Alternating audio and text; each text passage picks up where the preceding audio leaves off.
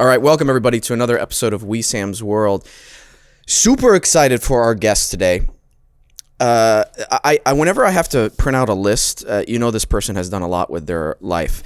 First of all, he is the owner and founder of the new Highland Park Fight Club, Brazilian Jiu Jitsu martial arts school in Highland Park here in Los Angeles. He's an East Coast raised bar owner, chef, restaurateur, yogi, black belt under Damian Meyer, has trained with some of the most amazing martial artists, John Danaher, Eddie Bravo.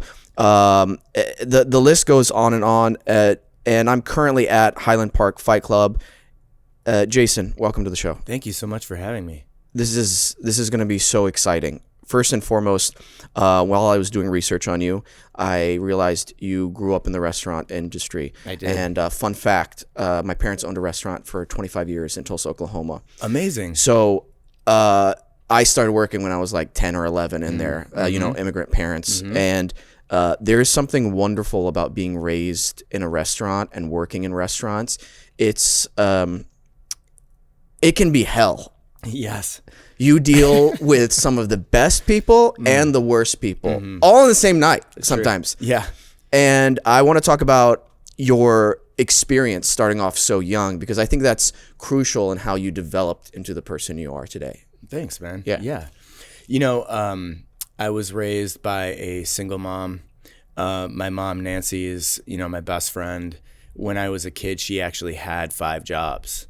And so in order to spend time with my mom, I got a job working with her on weekends. We worked for a blue-collar catering company called Dinner Table Catering. We did, weddings that I would imagine are under like $25,000 in total, right? UFW halls, like these kinds of spaces, big gelatinous vats of whatever kind of mashed potato-y looking thing or rigatoni looking thing you can put in a chafing dish.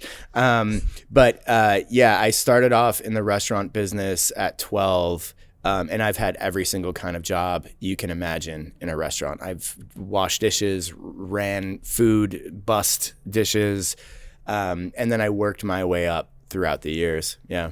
What do you learn when you're doing that kind of stuff? Because I'll be honest with you, I hated working in the restaurant. Mm-hmm. Was it the kind of thing where you like, oh, this isn't too bad, or did you hate it as well? When you're a kid, I think having a job at all is kind of a nightmare. You know what I mean? Your friends are all at home playing like NBA Jam and eating like boxed cereals that you see in commercials, and you're slapping on some weird roast beef dish and handing it over to 85-year-old people who tip you a quarter and think that that's like realistic, Yeah.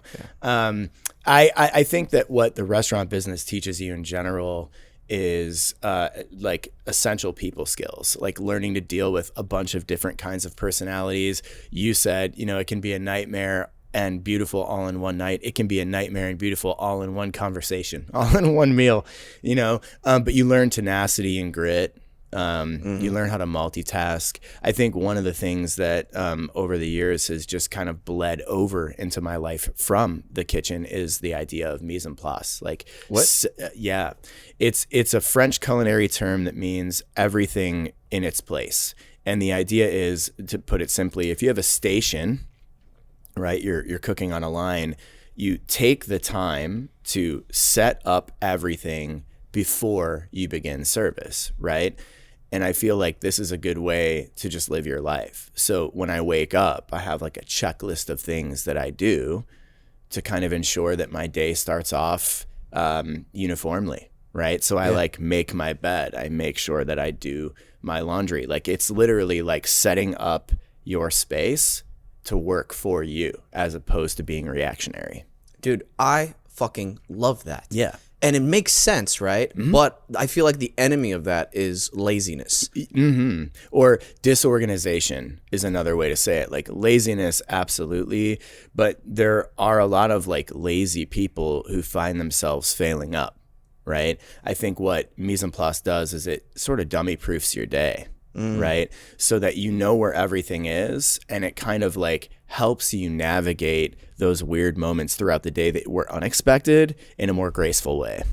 I gotta call somebody out on this. Let's do it. Mise en place? Mise en place, yeah. Mise en It's like MISE, second word EN, last word PLACE. And besides we, that's the extent of my French knowledge. Me say en place. That sounded authentic. Nailed it. I'm an actor. Is your desktop still an absolute mess? Yes. Dude, if you see like on his computer, I don't know how you get any. He's an editor too. Yeah. I know where it all is. It's fine. Failing up. Failing up. Sure. Sure, quiche. Real quick. Yeah.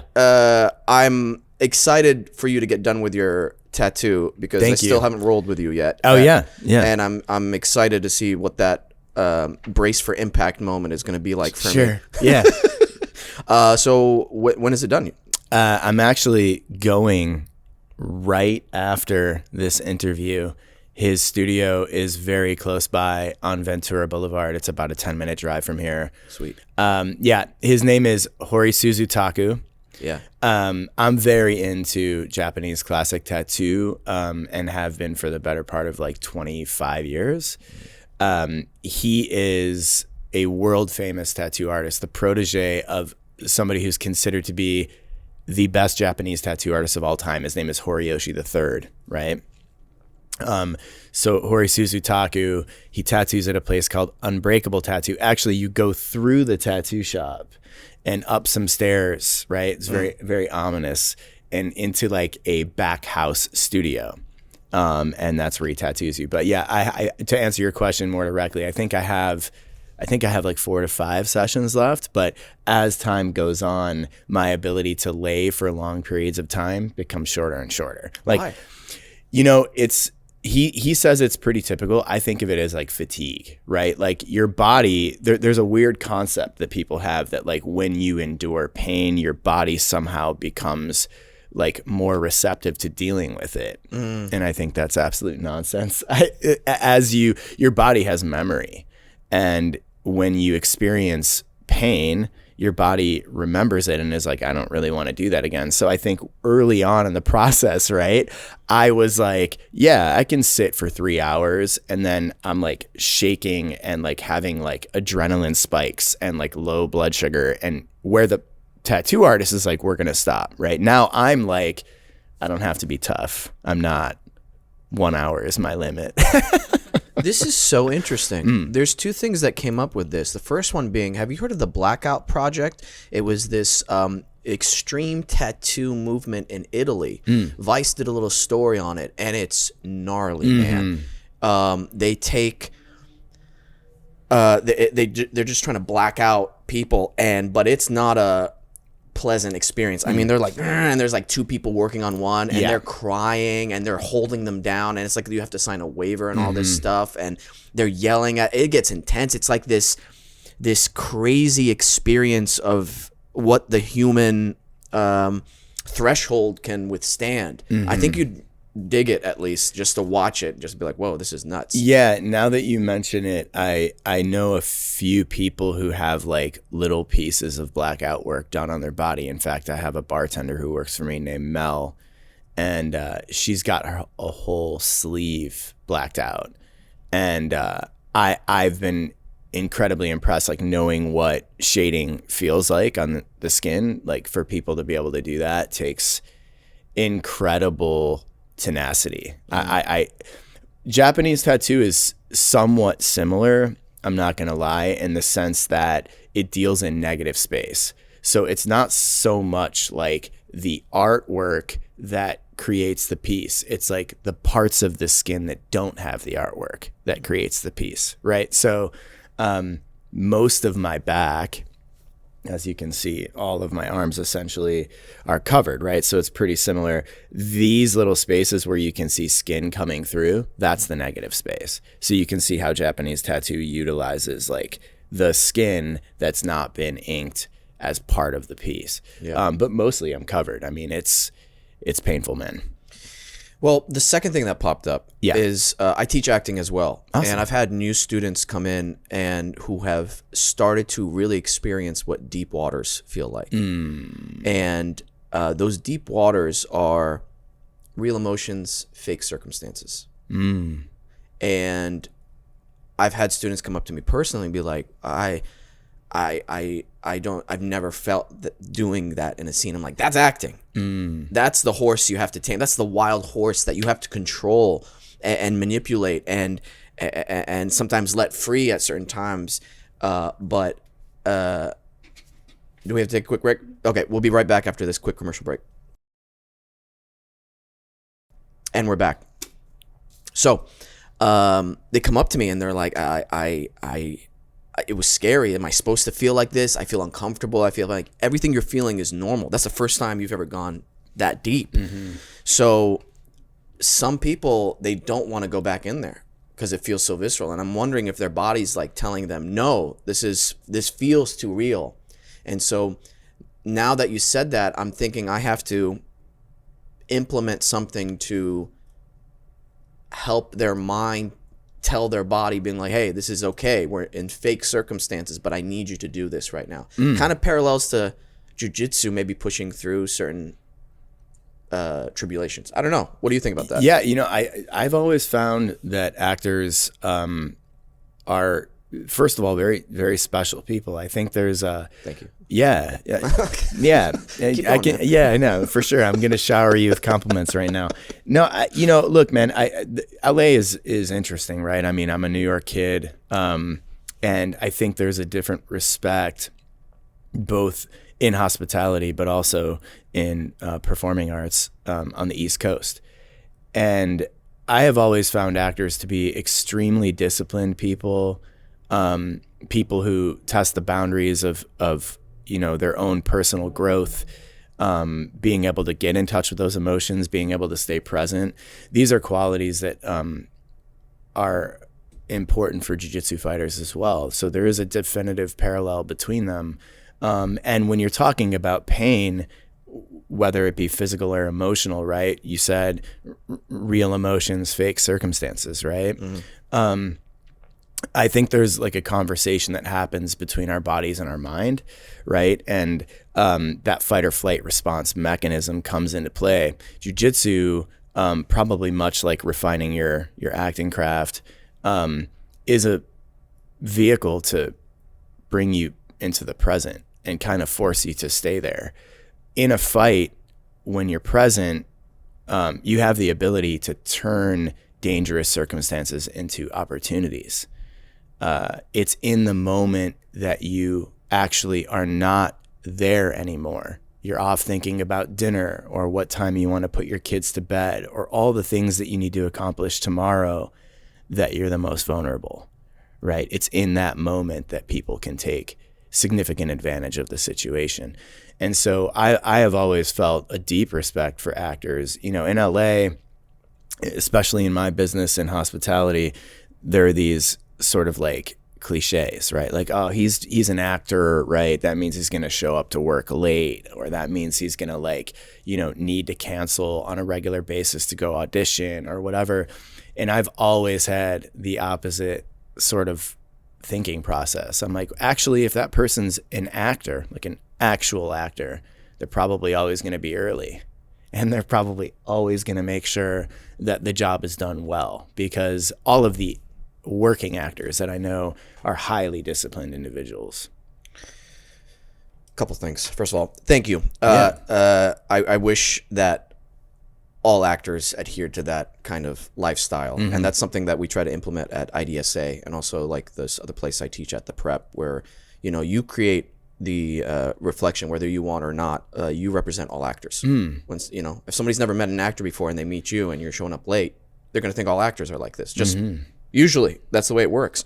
So you represent everyone. You represent the craft. You represent the business. Second, since you are a fan of like Japanese culture, Miyamoto Musashi. Okay, have you read the Book of Five Rings? It's a great book. Yeah, I forget which chapter it's in. It might be in the chapter of Air, where he talks about good fighters don't think about winning or losing. They just think about fighting in that present. And I remember reading that years ago as an actor and be like, oh, that's acting. You can't be thinking about something else. You have to be present. And I think there's something really special about being present in no matter whatever you do, whether it be editing, producing, directing, opening up a restaurant, talking with customers.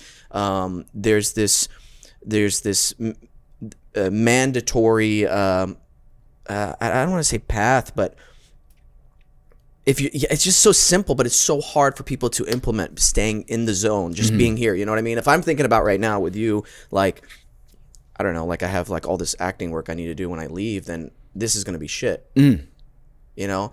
And do you think that people sometimes get overwhelmed with life so much that they don't think about what the first step is?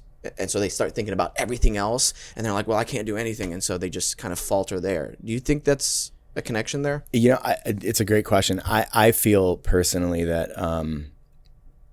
I have a sort of curiosity about this subject more than being an expert on it. And this is the question I would like sort of like bring back to you, which is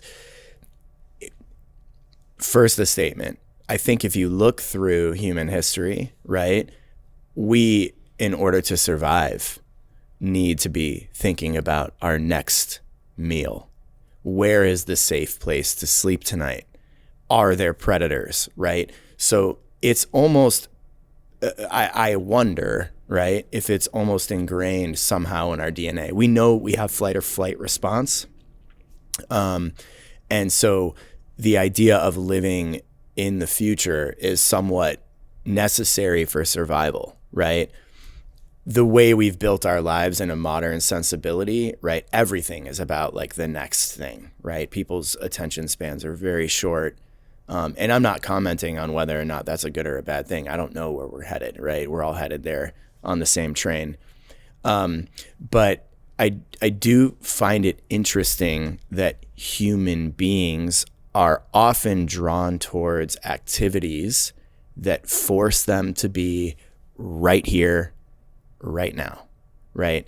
Jiu Jitsu is and has been for me for almost 22 years, that vehicle, right? Food is very similar. Like to me, sitting around a table, all the great memories that I have in life are sitting around a table with friends and family, meeting new people, with that vehicle, creating the community being food and beverage, right? Something that all human beings across all cultures, across all ages, etc., celebrate together. So it's a beautiful thing to bring people together. Jiu-jitsu is a beautiful thing to bring you into the present because you're under incredible duress of people trying to choke you or break your arms or your legs, right? And so you have no real choice but to be in the present moment, right? Absolutely, man. Yeah. And I've got to say, kind of shifting our focus right now, let's talk about Highland Park because, first of all, kudos to you for creating such an amazing community there. First of all, with the teachers, you got Andy, you got Kelby, you got Will. Yeah. Those are the people I've gotten to experience classes with, and you as well. And man, top notch. And yeah, I've only gone to Little Tokyo Fight Club. I think I've went to an open mat somewhere else, but man, very special vibe you guys have there. I get excited going there. I know I'm going to have a good class when I go there, and I see the range of people that you've brought into classes, and it's so nice because it's great for the competitor, and it's great for the hobbyist, and it's great for the first timer as well.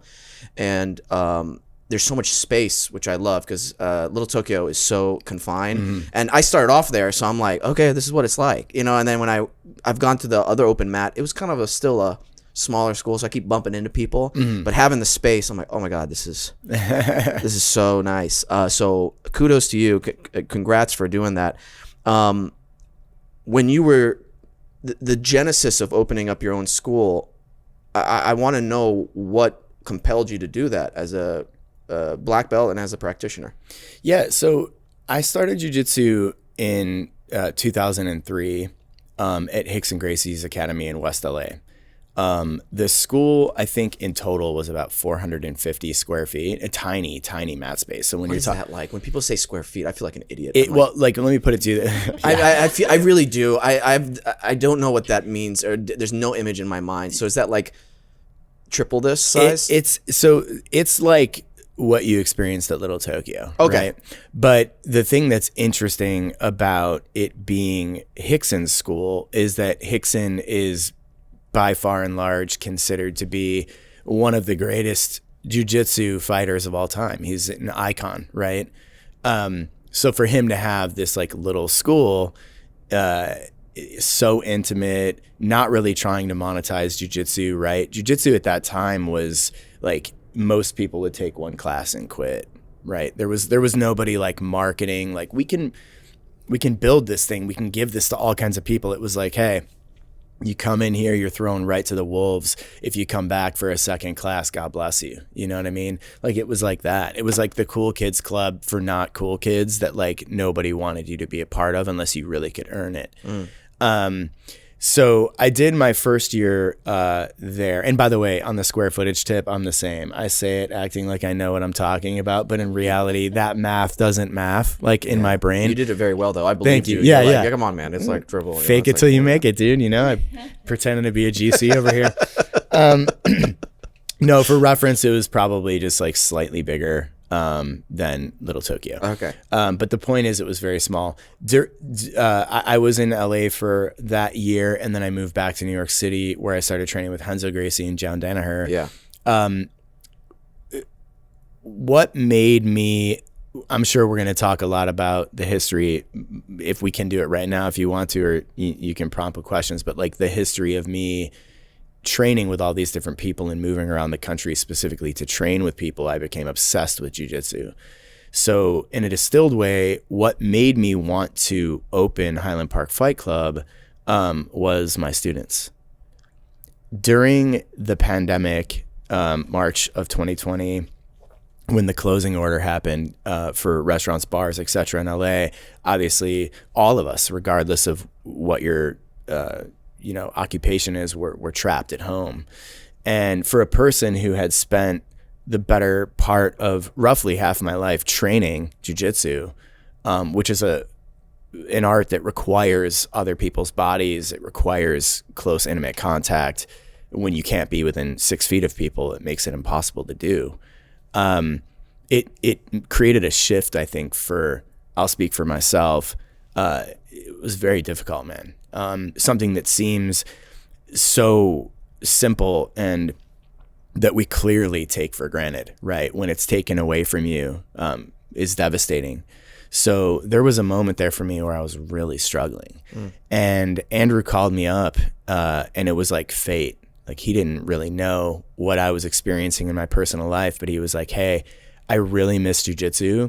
You're vaccinated. I'm vaccinated. I don't go out of my house to do anything. You don't go out of your house to do anything. I don't know if it's dangerous, but I feel like I really need jiu-jitsu, and I'm kind of feeling the universe telling me like, you might too. And I was like, dude, I couldn't have, thank God you called me, right? Mm-hmm. And we looped in Kelby after about 2 weeks, and that was our group, and we were meeting every day. I went prior to COVID. I've been a competitor for 15 years. I was training jiu-jitsu for like 6 hours a day sometimes. So to go from making it a full-time life commitment to like having none of it was like overnight destructive. My brain was like, wait, I need that though. That's like my therapy. That's like my fuel. Mm-hmm. I need that, right? And so my students essentially gave jiu-jitsu back to me. And over the course of that 4-year period from 2020 to 2024, I really watched them blossom, right? Black belts were forged. And it brings it all the way back to the Hickson story, where, you know, there's these like, it's sort of lore, like jiu-jitsu lore. Like in the early days, if you got invited to Hickson's garage, it was like you were a special person, right? This kind of just happened out of necessity. I had just so like, it was like weird, like about 6 months before the pandemic hit, I had a GC come over and install mats in my house. So they were there, they were ready. And all it needed was bodies. And that's what COVID gave to us. And so I watched these human beings progress as people and as martial artists and get so good. And then the question is always like, what do you do with it? And Andrew, Kelby, are so creative and lovely that I wanted them to have their time to give it to other people and to spread it.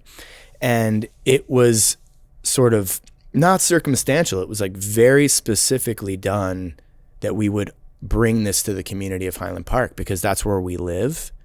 That's where I own businesses. That's where we were training during the pandemic. And we felt like a deep sense of urgency to like get this out to the community. And frankly, there's a lot of jiu-jitsu in LA, but there's no jiu-jitsu in Highland Park, right? So being the only school in that community is a really cool thing to be able to do. It's amazing. And there is this, when you said jiu-jitsu lore associated with it, it does feel like that, you know? And I would see these stories that Andy would post, you know, of you guys just like steaming in your garage. It's wild, man. And I'm like, man, I'm a little jealous. I got to be on set, but that looks really cool. Even though I love being on set, you know, it just looks badass. You know, I want to share something personal with you in my jiu-jitsu journey. Yeah. First off, I'm lucky to come from a good martial arts background. I was a black belt in Taekwondo. I taught a little bit of Taekwondo years ago, and I continued to dabble in other martial arts, some weapons training. I really got into yoga, which you yourself are a yogi. I believe you taught a special kind of yoga at 10th Planet. I did, yeah. That's incredible. Look at we'll talk a little bit about that. And how long did you do that actually? For the better part of like, in general, teaching at 10th Planet with yoga, Rebel Yoga was the name of the brand that I created. It was, I would say, like 6 years that I was teaching Rebel Yoga in and around LA. But doing yoga for the better part of like 20 years. Yeah. Extremely beneficial just to get in tune with the body at the very least, you know, and your mind, breath work, all that jazz. And, you know, I was introduced to jiu-jitsu by James Choi, owner of Yabuseo, Cafe Dulce, really good friend of mine. He's like an older brother type. And I fell in love with it immediately. I was like, oh, shit. I wish I started this when I was a kid. There's something that there's this natural physical movement with it that I felt like, oh, this is, for some reason, it's all like, I feel like it's much easier to get into it. Because with all other martial arts, I've always... Not that I'm really good at jiu-jitsu at all, but I don't know how to explain it. Like the flow to understand like body movement. I'm like, oh yeah, this feels more natural to me than throwing a roundhouse kick, if that makes sense. Now here's the dilemma that I face. I almost started talking to you about it out there, but I wanted to save it in here. There is this frustration that I am having with it in a good way, where the purpose of me doing this is to protect my family and loved ones. That's number one on the list. And if anything happens, I want to be able to subdue someone and beat anyone. That's my goal. And to protect my loved ones. How does one then balance that with taking care of your body? Because I just turned 37. I'm feeling differences than I did when I was 27. I have work to look out for, because even in like the little scuffles that we had, when I say scuffles, the rolls we had, somebody accidentally knees you in the chin, you got a little bruise, right? Jaw hurts or whatever. It's like that could affect my work. You know what I mean? So what would you recommend to someone in a similar boat as me to balance that out? So there's two answers to this question. All right. The first, without trying to sound cheesy, I'm not a Buddhist, but there's a Buddhist philosophy that I find to be very interesting in general for all human beings, which is that the essence of suffering, like the root of human suffering, comes from expectations, right? The expectation that I shouldn't get hurt in jiu-jitsu creates, in its own way, right, a type of suffering. It creates doubt. It creates fear. It creates the idea that you just shouldn't, right? There's just some world where like you should be able to practice jiu-jitsu and just not experience injury. But what if I what if I reframed that for you? And I said to you that jiu-jitsu is a bit like a mirror in that you are going to experience pain in life, and jiu-jitsu holds that up for you. So in a sense, you can look at injuries in jiu-jitsu with some fragment of gratitude, right? Thank you for reminding me about all the times that I wasn't injured in life, where I just took it for granted that I could get out of bed and put on my slippers and go read the paper and drink a coffee. Today, I can't do that. And I have to learn how to accept that fact and live gracefully with it. And, you know, I say this now after training for so long. When I was a blue belt, I was injured all the time. I was training 3 classes a day, spending tens of thousands of dollars in privates at the Renzo Gracie Academy in New York City. And, you know, when you're in, I say this with pride and love, New Yorkers are big. You know, I'm not. I'm 5'9.5" with shoes on and 140 pounds soaking wet and wearing boots. You know what I mean? So rolling with people whose, you know, main source of nutrition is wheat, bagels, pizza, pasta,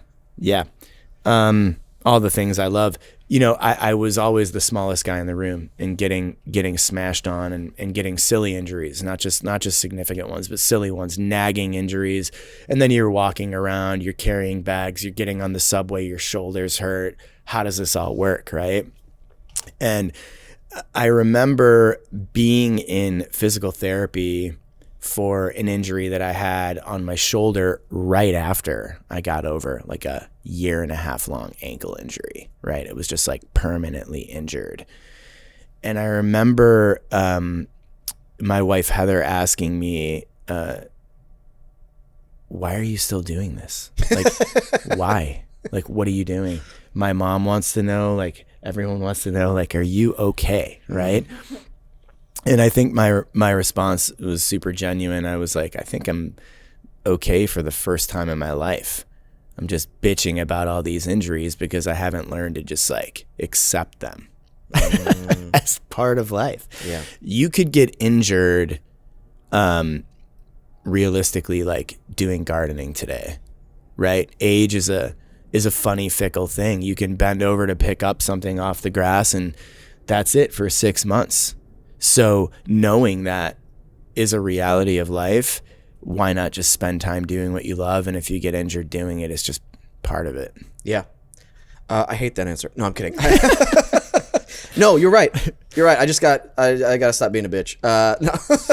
That's the distilled way of saying that very long, nonsensical thing I just said. No, you're right. You're right. And yeah, I mean, knock on wood, I haven't had anything crazy, which really takes me out. So that's been good.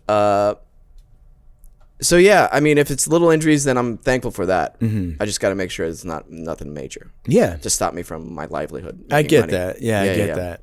And I have a feeling that, like, you know, you're so talented that if it does happen, you'll just make it part of your character. Thank you so much. I would have to. You want to hear a cool story? I do want to hear Actually, a cool story. You know what? Holy shit. I love life. You know why? There you go. Because it reminded me of something that happened. And you know what? I think this is going to change my jiu-jitsu training. Holy shit. You just reminded me of something that I totally forgot about, and it was major. Awesome. First moved out to LA, went to Big Bear skiing. Almost died because I was a fool. I went down a black diamond. I've never gone skiing before. Good Lord. And the thing curved to the left. And I didn't realize you have to keep going left and right with skiing. Uh-huh. So I was like one of those speed skaters like this. I'm not lying to you. I was going so fast. Water, like the tears were coming out of my eyes. Like that's how fast I was going. Good Lord. And if I hadn't fell where I fell, I would have gone off the mountain at that point. So, yeah. I fall, and when immediately you're injured, that feeling, it was my knee. I was like, oh fuck, oh fuck, oh fuck, oh fuck, oh fuck, oh fuck. Started swelling up right away. My buddies helped me down. Anyway, I get home, I'm like, shit, I can't afford. I didn't have health insurance. I didn't have anything.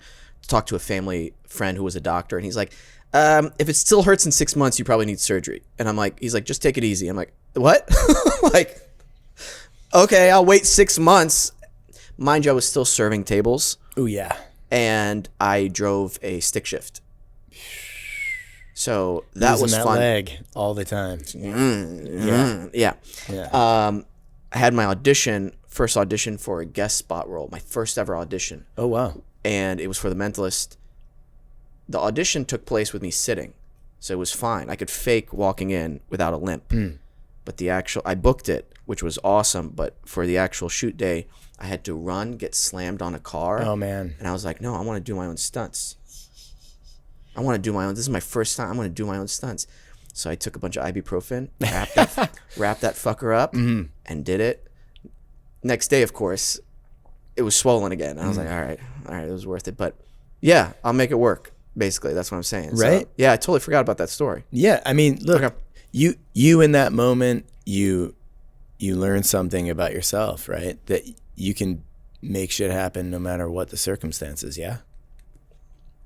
Evolution seems to be a theme of our discussion today, which I like. So let's talk about this. Where do you see the Highland Park Fight Club evolving into?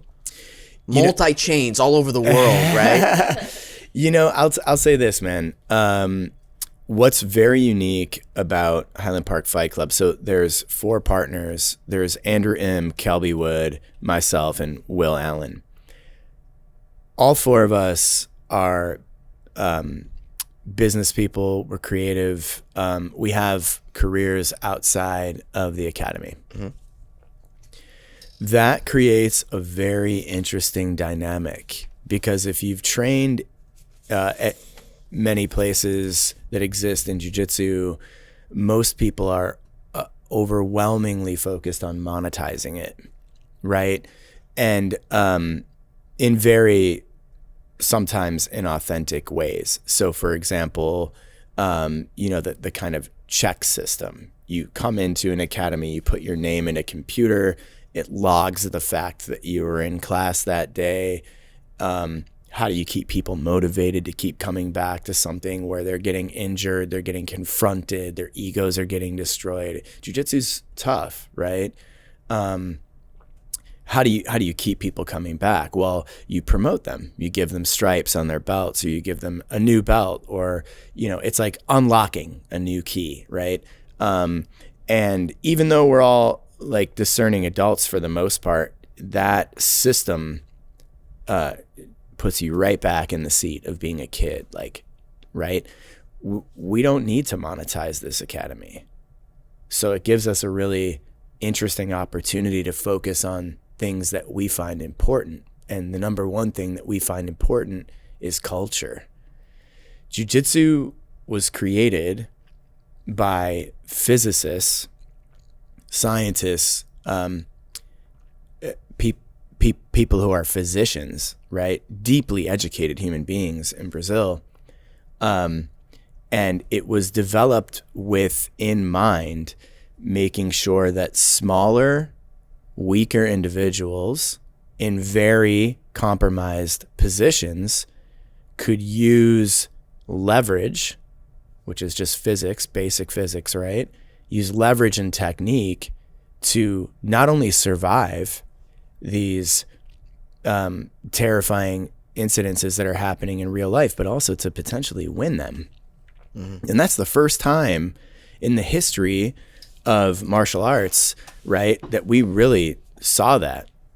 With Bruce Lee as an example, I love to use him as an example because he was iconic and got a lot of us, kids into wanting to learn martial arts, right? But he was a movie star. Really what Bruce Lee was an action star. Now, there are historians that would debate this. They'd say that like crazy things, there's crazy scenarios and stories about Bruce Lee's life, right? But those are closed door conversations. Hoist Gracie and the Gracie family created the Ultimate Fighting Championship, which we now know is a multi-billion-dollar company, right?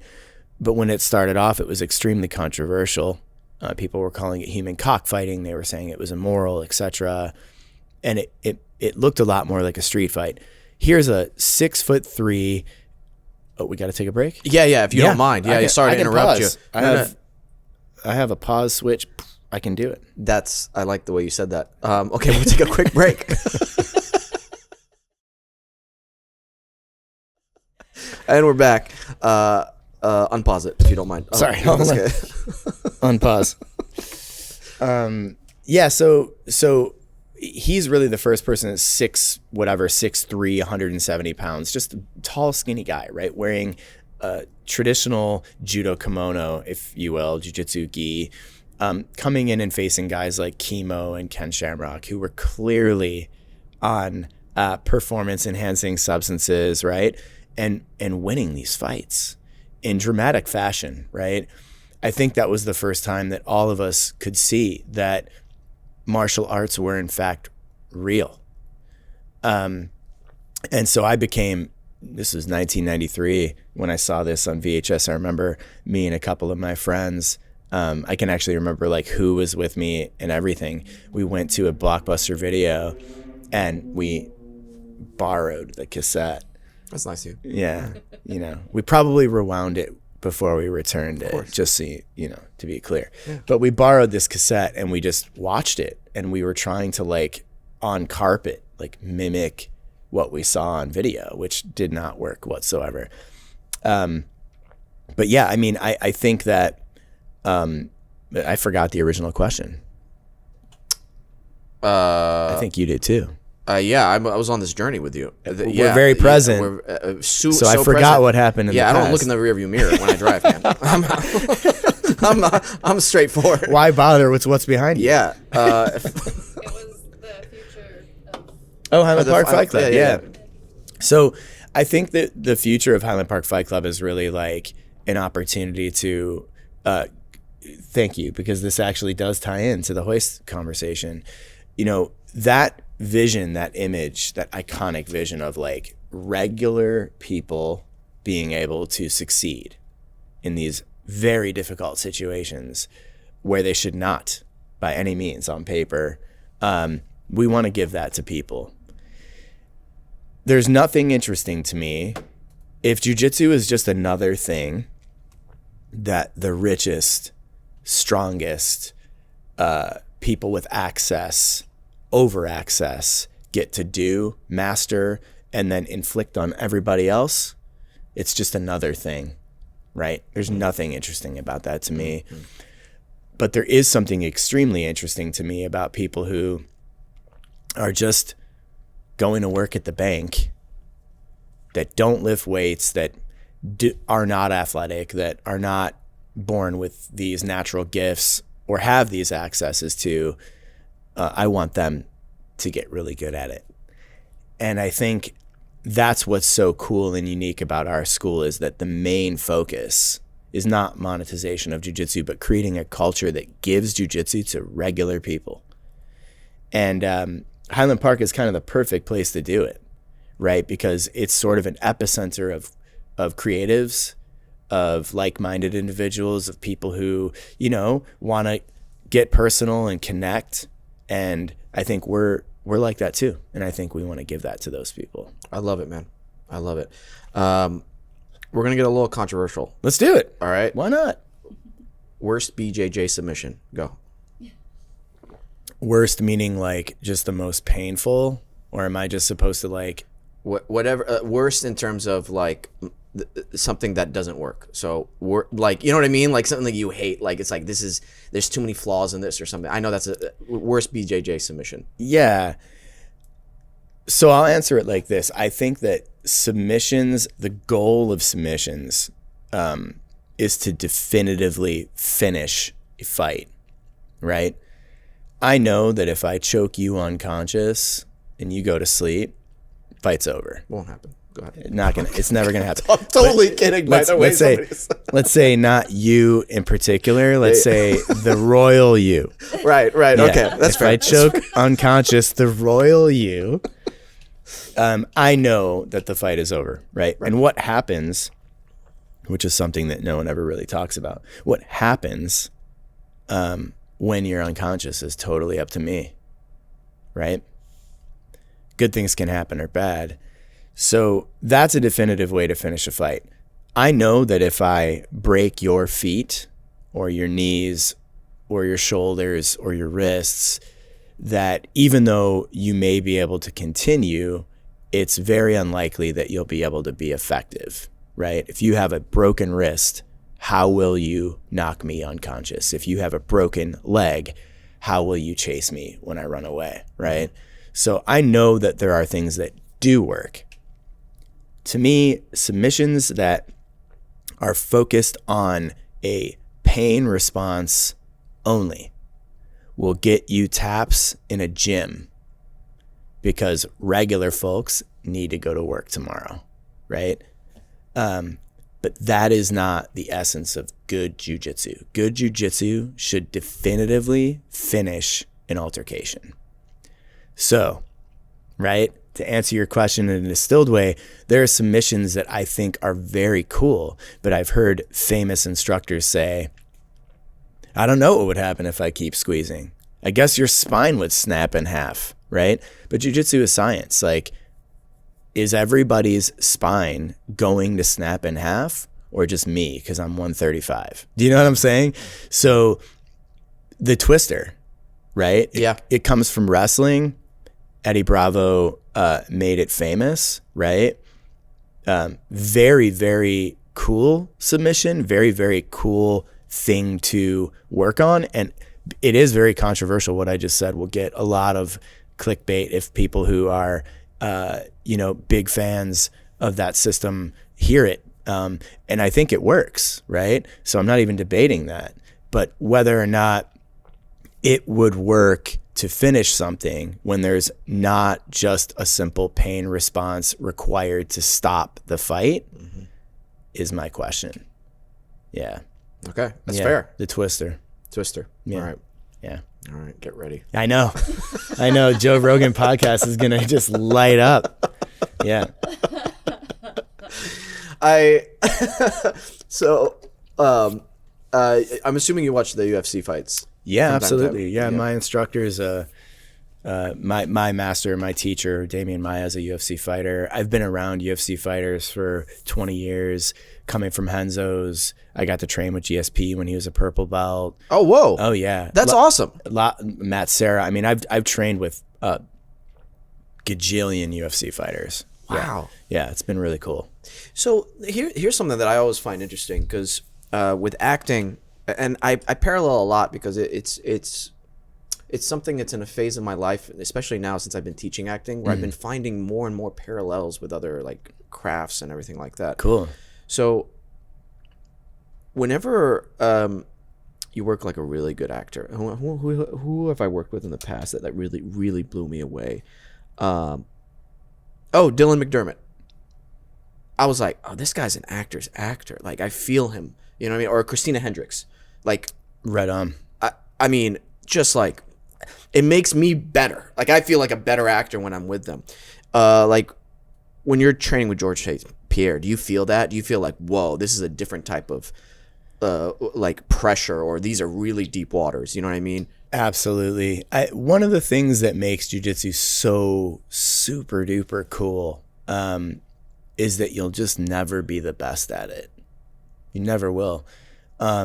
You can get good at jiu-jitsu if that is something that you're interested in doing, but I even find that statement to be kind of silly because that's not the ultimate goal of jiu-jitsu, right? But that is very human to want to get like good at something, right? Jiu-jitsu is an education, and B, a continuous refinement of yourself for the rest of your life. If you can take that context and look at it in a very practical way, I'm going to train techniques today. I'm going to work on techniques today, right? Something that you may have, let's just take, for example, right? I've been spending a lot of time on entering single leg takedowns and how to finish them in a jiu-jitsu context, for jiu-jitsu rule sets, for self-defense, making sure that jiu-jitsu fighters are aware that they should have the ability to wrestle, right? If we worked on single leg entries for the next 10 years,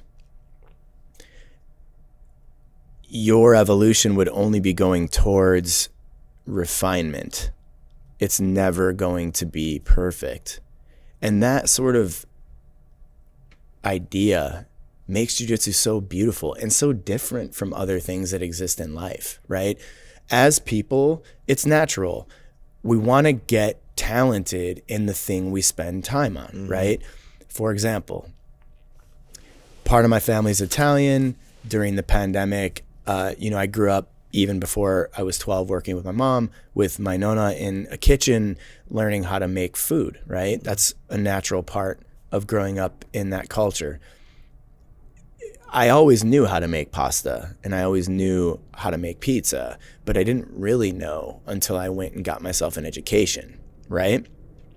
And if I look at it through the lens of a jiu-jitsu context, getting good at making pasta, getting good at making pizza is completely irrelevant. It's process oriented. It's something that adds color and value to my life. So why would I put like a good or bad stamp on that, right? What is that about us that like we always have to think about things in terms of good or bad? I've decided to start teaching jiu-jitsu from a completely different place. It's like, hey, sure, if you want to get good at this, you just got to spend time on it. But what does that really mean? It means that you're consistently finding nuance in things that are not new. So if we take that single leg context and I'm like, for the next 5 years, that's all you're going to focus on is single legs. In 5 years' time, there's going to be an aha moment where you're like, oh, that's new. I just unlocked something. I just figured something out, but it's the same repetitious thing, right? There is a lot of nuance and beauty in repetition, right? Oh my God. That's what I've been focusing on the last 2 weeks with my acting classes. That's so crazy you say that. Great parallel too, right? Great parallel from jiu-jitsu to acting. I can see exactly where you're headed in that with that. Oh my gosh. I made them do a scene 30 times in a row and no notes to give each other, just 30 times in a row. Beautiful. And see what things you found out at the end of that. And they all said like that was the most, at times it felt tedious, at times I felt lost in the sauce. And at the end of it, I looked at the scene completely different from how I first started. I'm like, yeah, that's so important to do. So, oh, that's crazy that you say that, man. There's something special then with repetition itself. Absolutely. And we're at a very interesting, unique time in jiu-jitsu history because for the first time ever, it's really kind of widely spreading. And people are starting to look at it from different perspectives, right? So there's a big movement right now in jiu-jitsu about using ecological education systems versus information-based, right? So to break this down simply, information-based education systems are, you come into a class, you've been experiencing this your whole life. You come into a class, you take your seat, an instructor stands in front of you, they kind of talk you through what's gonna happen. They give you the information. They try to hit all those different sort of modalities, right? There's the doing, there's the hearing, there's the seeing, etc. Right? I'm so sorry to interrupt you. We're actually over on our time on Adobe. We're going to continue on just briefly. How are we on the battery, just out of curiosity? We're good. We're good. Okay, great. Thank you for tuning in live to Adobe Radio so much. Really appreciate you. If you want to check out Highland Park Fight Club, it's HPFC Club, right? Or no? So it's hlpfc.com. Yeah. Great. And all the information is there on Instagram. What are you guys at? I think we're Highland Park Fight Club. Yeah, we also have a kids program called Highland Park Friendship Club. If you have kids, greatest thing you can do is get them in jiu-jitsu. By the way, it's so cute watching some of those kids who are one of the kids was like 5 or something. Yeah, it's a vibe, man. It's a vibe, and you got 12-year-olds, amazing. Anyway, check them out at Jason Eisner as well. Support, come check it out. I'm telling you, you will not be disappointed. Make sure you follow us at Wesam's World. The show continues on. Okay. I'm so sorry to interrupt you where No, you were not at. at all. I just wanted to make sure that we get one more thing in. Yeah. But I wanted you to finish your thought. Yeah, no, it's just where there's like the information-based system and then this ecological idea, which is like the idea that people will discover things Yeah. if you create the scenarios for them. So putting them in these sort of games and then giving them constraints, right? So for example, you have 2 people, let's take the single leg, right? One person's holding one of their opponent's legs. Mm-hmm. So one person is balancing on one leg, the other person is trying to hold that person's leg, right? Yeah. And you say to them, all right, your objective is to hold that leg for as long as you can. Their objective is to remove their leg from between yours. Here's the constraint. They can't use their hands. So what happens is in the unfolding of the situation, a person realizes that they need their hands, right? It's something that simple. But when you put them in those constraints, it really hits home, right? I'm a fan personally of both systems. I think they both have their place, but we're in a unique time where people are starting to try to like figure out, like, can I teach these things to people and hack it so that they can learn it faster, right? More efficiently. So it's kind of a cool time to see like the way jiu-jitsu is developing, not only as an art, but from like the systems of education that are possible to influence the art. I love that. I love that so much. Before we wrap up, I know you've gotten to work with some amazing people like John Danaher, Eddie Bravo, Damien Maya. Damien Maya. Damien Maya. I said it right. Yeah. Oh my You God. said it with like an accent. Damien Meyer. Damien Maya. I don't know why I said that. I am so caffeinated up. I think I did a little too much. Well done. For coming in today. Any stories that you think would be worth sharing with any of those guys before we leave? I see a smirk coming on your face. Yeah. I mean, I have many. I have many stories. I hesitate telling some of them because I don't want people to think that I am in any way, shape, or form promoting violence. That's certainly not the case. But some of these stories, because they end well for everybody, are kind of funny, right? That's a good disclaimer. Yeah. So you're good. I just think I feel like people should understand that the essence of jiu-jitsu, most of us come to jiu-jitsu because we want to learn how to fight, right? Absolutely. That's the situation. I think over time, your brain develops, right? And you're like, oh, I now know how to do that. That wasn't as hard as I thought it would actually be. So what's left, right? And it's really like self-development. So that's my ultimate disclaimer. But people should also know that it works, right? Absolutely works. There's no question about it. I've had to use it. It works. So I say this. There's a story. I have such a deep love for Danaher and for Renzo. Renzo gave me my blue belt. He was a major sort of just like influence in my jiu-jitsu. I spent 5 or 6 years with those guys, training like 3 times a day, taking privates. They were like my surrogate dads, uncles, brothers, like friends, amazing humans. Renzo is one of the greatest storytellers ever, right? And he has like a thick Brazilian accent when he speaks English. So he's like a character, a very funny character, right? I used to try to do an impression of Renzo lovingly. Many people do, and they're better at it than I am. But he used to tell these stories. And one that always stuck out to me was he was at a nightclub in Rio de Janeiro, and he had left, and a group of guys like jumped one of his cousins, and he knew who the guys were, right? So he decided to, and this is real, and this is like very Renzo, right? Not unlike him at all. He has millions of stories like this, which is confusing because he's one of the nicest people you'll ever meet. genuinely. But he knew who one of the guys were, so he went and waited outside of the guy's apartment. But then he realized while he was waiting that if these guys saw him from a distance, they would take off and run, right? So he climbed a tree and sat in a tree and waited for these guys to come home, and they did, and there were 6 of them, right? So Renzo drops out of a tree as they arrive at the apartment building. Dude, literally like Spider-Man fucking drops out of a tree. So imagine you're with 5 other, how powerful does a human being have to be? You're with 5 other grown men.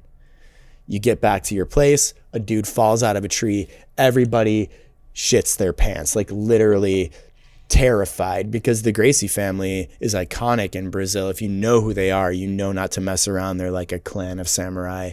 Don't fuck around. Like, not a good idea, right? More powerful than the government, the mafia. Like, the Gracie family is for real, right?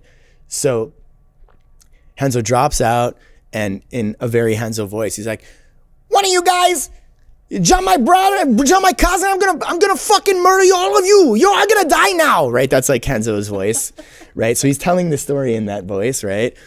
And we're all like on the edge of our seat. We're like, what happened? And he explains that they all ran except for one very unlucky individual that he choked unconscious. And he finishes the story, right? He finishes the story by saying, and like as a lesson, if you're in a street fight and your life is in danger and you choke somebody unconscious, coming back to this, right? Whatever you do to them while they're unconscious is totally up to you. You can protect them or you can ruin them. So if you have fear that anybody is going to wake up and harm you after they've been choked out, you simply open their hands and you stomp on them. You stomp on them like you're putting out a cigarette. So you use your heel, which is the strongest part of the soft tissue of your foot. You smash all the little digits, and then you push your heel from left to right, smearing them on the concrete. So this guy woke up with both of his hands bloodied, massively swollen, and completely unable to use them, right? So I'm at a party, okay? I'm now at a party. I heard Renzo tell this story like 2 weeks prior. By the way, these kinds of things do not exist in jiu-jitsu anymore, right? This is like 20 something years ago. So at this time, right? Again, people weren't monetizing small gyms. Like, you have to be tough, right? You have to be like a warrior to even withstand like 2 weeks of this shit. I'm like, these stories are important because you're training jiu-jitsu, but like no one ever would think to do that, right? That's sinister and like really smart if you're in a fight that you think your life is in danger. So I'm at a party. I walk in with a friend of mine. I'm literally standing at the door. I'm in this party like 2 minutes in. I'm in my early 20s. I'm sober. And I notice a guy across the room looking at me in a weird, like a strange way. And he's way bigger than me, dude. Like, I'm with another Sicilian kid who's like 6'5", 240, big boy, right? And I'm looking at a guy across the room who's like same size. Like, if they were next to each other, it's like fighting an NFL linebacker, right? And I'm like, I wonder why the guy's looking at me so weird, right? And long story short, this guy mistakes me for a person who had an affair with his girlfriend. Uh-oh. Yeah. Hey. And it's not me, right? It's not me at all, right? I don't know whose house I'm in right now. I just showed up here with a friend, like, and I'm mid-20s, like sober, like I'm just here to like meet people, have a good time, maybe play some, I don't know, this is like 2005, so maybe play some like Nintendo 64. I don't know, right? Like just basic shit, right? 30 seconds into walking in, he's like, "Go fuck yourself, I know, blah, blah, blah." And he starts yelling at me like all this like nonsense. And I'm confused. And I'm like looking behind me, but I'm like back against the door. So I'm like, he's talking to me. And I'm like, no, I'm Jason, right? And before I could get anything out, he just full blown starts sprinting at me. So I have like 2 seconds to figure out what to do. I don't know if I'm being punked or what's happening, but I used a very basic, almost non-technical thing, and it worked. I was not good at arm drags at the time. I love them now. I did a basic arm drag to the back, jumped on his back, threw in a mata leao, which is the rear naked choke, right? Did everything my coach, John Danaher, told me to do. Put my hooks in, held it for 35 seconds, squeezing 40%. Dude dropped like a ton of bricks. Went out cold, right? And when a person goes unconscious from a choke, it's a strange feeling. It's never gotten like normalized to me. Like even now, after 20 years, when I put someone out, I'm like, ooh, it's weird. Their body goes lifeless. Like it's dead weight. Doesn't matter where you are. You fall in awkward positions, which often create different injuries, right? People have a seizure when the blood comes back to their brain, and they often will lose their faculties. So here's the funny part of the story. I choke the guy unconscious. He hits the ground. I do the opposite of what Renzo did. And I had it in mind, like, oh, I could crush your hands, right? But instead, I stood over him. I actually stood over him because his friends started coming into the room and they were like shocked and confused. And I'm like, before anybody gets froggy, I'm protecting your man. Like I just choked him unconscious for coming at me in this party. I'll do the same fucking thing to you. But take note that right now, while I could be doing literally whatever I want, I could put makeup all over him if I wanted to, put a dress on him, right? Mm. I'm straddling this dude and protecting him, right? But I had that in mind, right? Now here's the best part. When he came to, right? Everybody in the room was like, somebody shit their pants? Dude, full blown released a full day's worth of food in his jeans when he was out. And when he woke up, I was so concerned that he was going to come at me. I was like, whoa, right? I put my hands up. He slowly gets up. I'm like, I protected you while you were out. I don't know what just happened. I don't know who you think I am. Wrong dude, man. Like I just showed up at this party. You attacked me. So you got to kind of forgive what just happened, right? Like I'm not the guy you're actually angry with, but I protected you, right? And he literally goes, you made me shit my pants, man. I'm going to call the fucking cops. And he went into the bathroom and locked the door. And I think all of us, like his friends included, we just started laughing. And I was like, please do. Like, what are you going to tell the cops? Like, I attacked the wrong guy. He choked me unconscious even though he's half my size. And I shit myself. That's my one jiu-jitsu story that ends in a slightly happy, kind of funny moment. And that's the one I like to share. Even though it's violent, it ends in a not so violent way. I love that. I think it's it's one of the most perfect ways to frame what martial arts can be and what it should be. And the balance and control and self-discipline that you showed in that is actually quite amazing. It really is, because not all people encounter things like that constantly in their life.